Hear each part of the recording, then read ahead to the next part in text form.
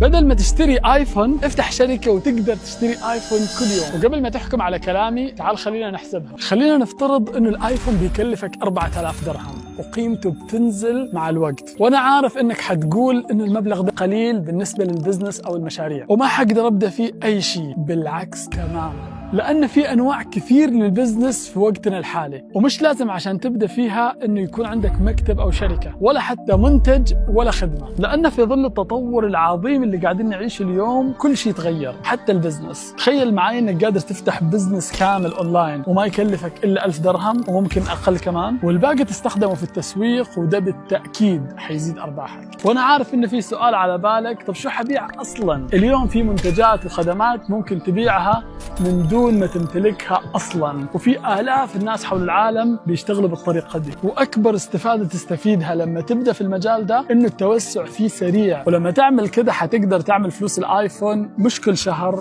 ولا كل أسبوع، والله كل يوم تقدر تعمل فلوس الايفون. وانا مش قاعد اقول لك كلام نظري انا حافظه، بفضل الله انا دخلت عشرات الملايين من المجال ده. مش قاعد اقول لك كده عشان اتفلسف عليك، انا جاي اقول لك والله العظيم انت قادر تعمل كده، قادر تنطلق في هذا المجال بأقل التكاليف لو حتمشي بالخطوات الصح. وأنا بفضل الله قدرت أساعد مئات من الأشخاص إنه ينطلقوا في رحلتهم للحرية المالية باستخدام نفس المجال. ولو عايزني أساعدك زي مئات من الأشخاص اللي قدرت أساعدهم بفضل الله إنه يغيروا حياتهم تماما، اكتب أي تعليق وحتوصلك التفاصيل.